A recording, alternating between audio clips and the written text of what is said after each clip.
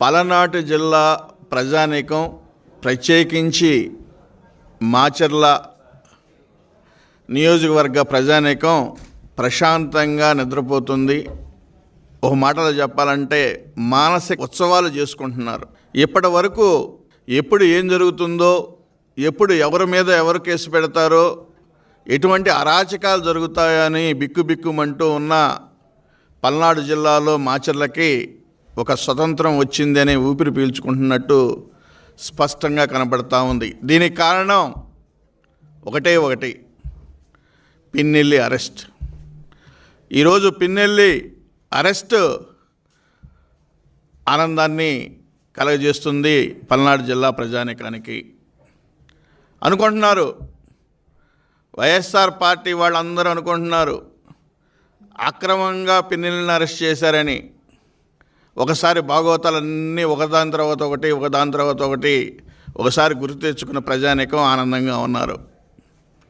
నువ్వు ప్రజాస్వామిక విధానాన్ని తుంగలో తొక్కావు.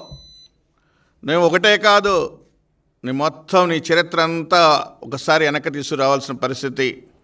నువ్వు చేసిన అక్రమాలు, నువ్వు చేసిన అన్యాయాలు, నువ్వు చేసిన దౌర్జన్యాలు, అక్రమ మైనింగ్, ఇవన్నీ నువ్వు ట్రాన్స్పోర్టేషన్, ఇవన్నీ కోట్ల రూపాయలు, వందల వేల కోట్ల రూపాయలు దోచుకున్న పరిస్థితి ఇప్పుడే వరకే పోలేదు. ఇది ఒక మాటలో చెప్పాలంటే అప్రజాస్వామికాన్ని పాటించినందుకు నీకు ఇది ఒక ట్రైలర్గా ఒకసారి ఆలోచించుకోవాల్సిన పరిస్థితి. వదిలిపెట్టదు, ఈ యొక్క ప్రభుత్వం వదిలిపెట్టదు. నీ యొక్క చేసిన ప్రతి అన్యాయం, నువ్వు చేసిన ప్రతి దోపిడీ, నువ్వు చేసిన దౌర్జన్యం, నువ్వు చేసిన హత్యలు, ఇవన్నీ ఒకదాని తర్వాత ఒకటి బయటకు వస్తాయనేది కూడా ఈ సందర్భంగా నేను తెలియజేస్తున్నాను. ప్రజాస్వామ్యం విలువలను కాపాడాల్సిన ఒక ఎమ్మెల్యేగా ఉండి, ఒక ఎలక్షన్స్ జరిగేటప్పుడు జెడ్పీటీసీ, ఎంపీటీసీ ఎలక్షన్స్ జరిగేటప్పుడు ఒక నియంతలా ప్రవర్తించావు. అదేవిధంగా ప్రభుత్వానికి రావాల్సిన కప్పాలు నీ యొక్క జేబులో పెట్టుకున్నావు. నువ్వు అన్యాయంగా అక్రమ ఆస్తులను అనేది సంపాదించావు. ఎవరైనా మాట్లాడితే వాళ్ళని నీ యొక్క చౌకబారు రౌడీలతోటి ఇబ్బంది పెట్టావు. తెలుగుదేశం పార్టీ నాయకులు వస్తే వాళ్ళని ఒక మాటలో చెప్పాలంటే హత్యా ప్రయత్నాలు చేసిన సంఘటనలో ఈరోజు ప్రజలు మర్చిపోలేదనేది కూడా ఈ సందర్భంగా నేను తెలియజేస్తున్నాను.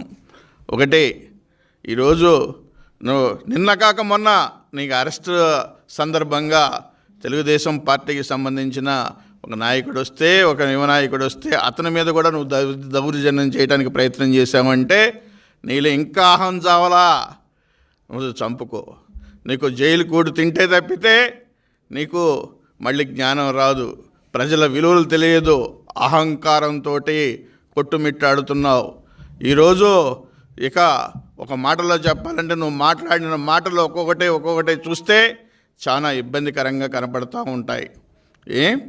ఇప్పుడు ప్రజానీకం, పల్నాడు ప్రజానీకం ప్రశాంతమైన ప్రజానీకం, వాళ్ళు ఒక విశ్వసనీయతకి నిదర్శనంగా ఉండే వ్యక్తులు.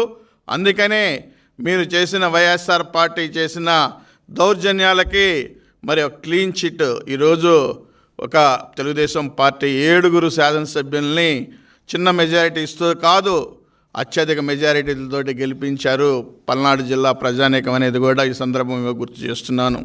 అందుకనే మిమ్మల్ని వదిలిపెట్టే ప్రసక్తి లేదు. మీరు చేసింది ఒక్కొక్కటి తవ్వాల్సిన బాధ్యత ఉంది ఈ ప్రభుత్వానికి. నేను ఈ ప్రభుత్వానికి కూడా, కూటమి ప్రభుత్వానికి కూడా తెలుగుదేశం పార్టీ తరపు నుండి నేను విజ్ఞప్తి చేస్తున్నాను. ఇదే పిన్నెల్లి సోదరులు చేసిన దౌర్జన్యాలన్నిటినీ ఒక్కొక్కటి బయటకు తీయాలనే దాని మీద ఈ ప్రభుత్వానికి నేను విజ్ఞప్తి చేస్తున్నాను. తప్పనిసరిగా ఇక్కడ ఇటువంటి దోషుల్ని శిక్షించడం వలన మరి ప్రజానీకం కూడా హర్షిస్తారు. అదేవిధంగా భవిష్యత్తులో ప్రజాస్వామ్య విధానాల్లో ముందుకు నడవడానికి అవకాశాలు ఉంటాయి అనేది కూడా ఈ సందర్భంగా తెలియజేసుకుంటూ, తప్పనిసరిగా ఎవరైనా సరే భవిష్యత్తులో ఈ యొక్క ప్రభుత్వం, ఇప్పుడు జరుగుతున్న ఈ ప్రభుత్వం, చంద్రబాబు నాయుడు గారు కూటమి ప్రభుత్వం మరి భవిష్యత్తులో విలువలతోటి వెళుతుంది అనే విశ్వాసం ప్రజల్లోకి వచ్చింది. అభివృద్ధి జరుగుతుందనేది ప్రజల విశ్వసిస్తున్నారు. తప్పనిసరిగా సామాన్యుకి న్యాయం జరుగుతుందని విశ్వసిస్తున్నారు. తప్పనిసరిగా ఇటువంటి గూండాయిజాన్ని మరి రూపుమాపుతారనే దాని మీద కూడా ఆలోచిస్తున్నారు. ఇంకోటి విషయం కూడా చెప్పాలి. నిన్న ఎలక్షన్స్ అప్పుడు తెలుగుదేశం పార్టీకి సంబంధించిన కార్యకర్తల మీద మరి దౌర్జన్యాలు చేసి వాళ్ళ మీదే కేసులు పెట్టిన సంఘటనలు కూడా ఈరోజు కూడా ఉన్నాయి. ఈరోజు వరకు కూడా పల్నాడు జిల్లాలో జైల్లో తెలుగుదేశం పార్టీ కార్యకర్తలు ఉన్నారు అంటే ఒకటి, నువ్వు ఆ రోజు మీ ఇన్ఫ్లుయెన్స్ తోటి కేసులు బుక్ చేయించారు మీకున్న అక్కడున్న పోలీస్ డిపార్ట్మెంట్ తోటి.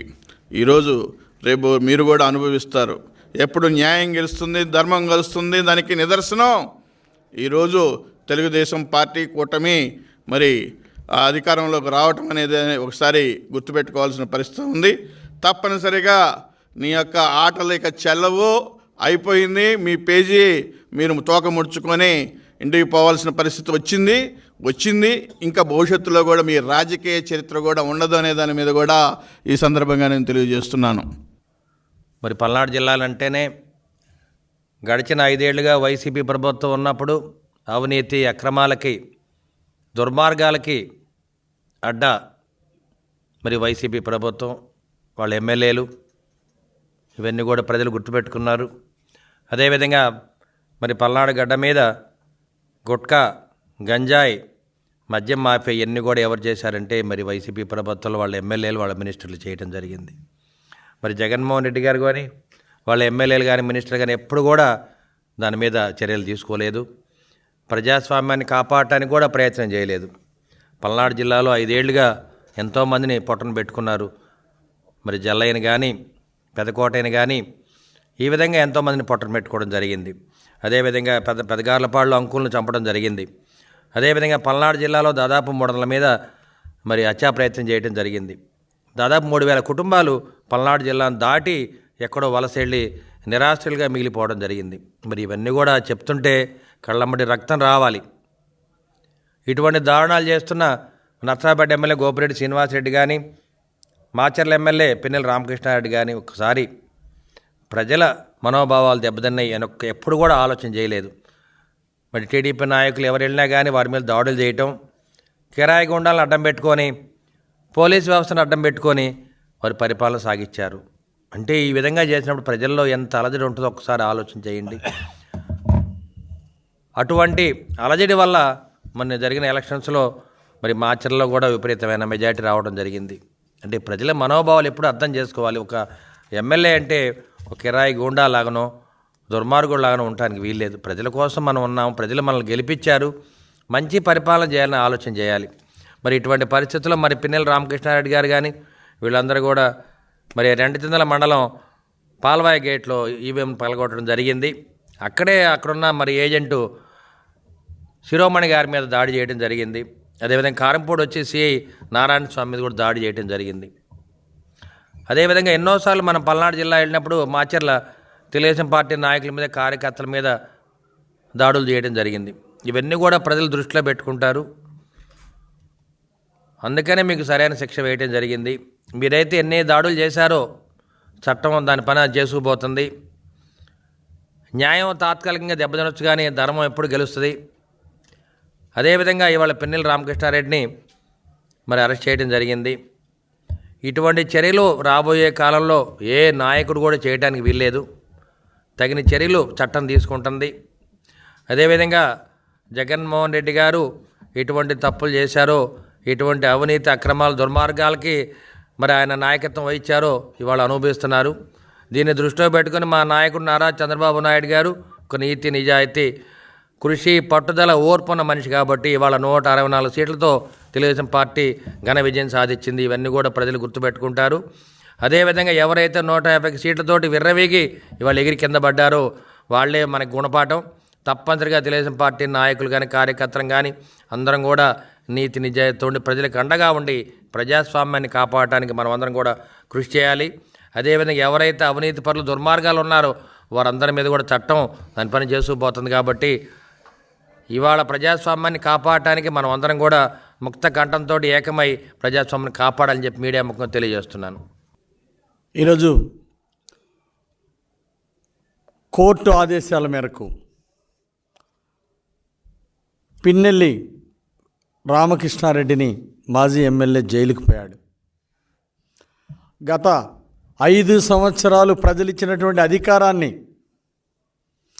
దోపిడీకి ఉపయోగించుకున్నారు, దుర్మార్గాలు చేశారు. అనేక మంది తెలుగుదేశం కార్యకర్తల్ని చంద్రయ్యని జల్లయ్యని పొట్టన పెట్టుకొని వాళ్ళని చంపింది కాక మళ్ళీ చంపిన వాళ్ళ కేసులో వాళ్ళ బంధువులను కూడా ఇరికించి అనేక పాపాలు చేశారు. భూములు కబ్జాలు చేశారు, ప్రజల ఆస్తులు కబ్జాలు చేశారు, అలాగే లిక్కర్ మాఫియా చేశారు. చెయ్యని నేరాలు లేవు. నేరాలు ఘోరాలు దోపిడీలు చేసినటువంటి పల్నాడు బ్రదర్స్ని నరరూప రాక్షసులుగా ఈరోజు పల్నాడు ప్రజలందరూ ఇలాంటి వారిని దేశద్రోహం కింద వీళ్ళని తరిమేయాలని చెప్పేసి ఈరోజు ప్రజలు కోరుకుంటున్నారు. చేసిన పాపాలు వెంటబడ్డాయి కాబట్టే ఈరోజు ప్రజలు చిత్తుగా ఓడించి గుణపాఠం చెప్పారు. ఈరోజు గతంలో అధికారాన్ని అడ్డం పెట్టుకొని పోలీసుల చేత చట్టాన్ని తుంగలో దొక్కించి అనేక తప్పులు చేయించారు. ఈవీఎంలు ధ్వంసం చేసి అక్కడ ఉన్న తెలుగుదేశం నాయకుల మీద దాడులు చేసి అవి కొన్ని బూతులు ఆక్రమించుకొని కూడా విధ్వంసాలు సృష్టించారు. విధ్వంసాలు చేసి దోపిడీలు చేసి ప్రజల్ని హింసించినటువంటి ఈ దుర్మార్గులకి ప్రజాకోర్టులో శిక్ష పడింది. నేడు చట్టంలో వీరు చేసినటువంటి నేరాలన్నీ వెలికితీసి వీరిని కఠినంగా శిక్షించాల్సిన అవసరం ఉంది. ఇలాంటి నరరూప రాక్షసులు ప్రజల మధ్య కాదు ఉండాల్సింది, జైళ్ళల్లో ఉండాలి. అలాగే ఆనాడు వీళ్ళకి సహకరించినటువంటి అధికారులు, చట్టాన్ని తుంగలో దొక్కినటువంటి అధికారుల్ని దీన్ని సమగ్రంగా దర్యాప్తు చేసి తప్పు చేసినటువంటి అధికారుల్ని, చట్టాన్ని తుంగలో దొక్కినటువంటి పోలీస్ అధికారుల మీద కూడా చర్య తీసుకోవాలని మేము ప్రభుత్వాన్ని కోరుతాం. ఎవరైతే అధికారులు తప్పు చేశారో, చట్టాన్ని తుంగలో దొక్కారో అలాంటి వారి మీద కూడా కఠినంగా చర్య తీసుకోవాల్సిన అవసరం ఉంది. తప్పనిసరిగా రాష్ట్ర ప్రభుత్వాన్ని మేము కోరుతున్నాం. ఈరోజు ఇలాంటి 5 సంవత్సరాలు దోపిడీ చేసినటువంటి ఇలాంటి వారిని కఠినంగా శిక్షించాల్సినటువంటి అవసరం ఉంది. భవిష్యత్తులో ఇలాంటి నేరాలు పాల్పడకుండా ప్రజలకి ఒక సందేశం వెళ్ళాల్సినటువంటి అవసరం ఉంది. ఇలాంటి వాళ్ళకి గుణపాఠాలు నేర్చుకున్నప్పుడే భావితరాలకి ఇలాంటి దుర్మార్గాలు చేయకుండా ఉంటారు. శిశుపాలుడు 100 తప్పులు చేసిన తర్వాత ఏ విధంగా అయితే శిక్ష పడిందో ఈరోజు 1000 తప్పులు చేసినటువంటి మాచర్ల పిన్నెల్లి బ్రదర్స్కి శిక్ష తప్పదు. ఈరోజు మాచర్ల ఎమ్మెల్యేతో పాటు అనేక అరాచకాలు చేసినటువంటి ఆయన తమ్ముడు పిన్నెల్లి వెంకటరామరెడ్డిని వెంటనే అరెస్ట్ చేయాలని డిమాండ్ చేస్తున్నాం.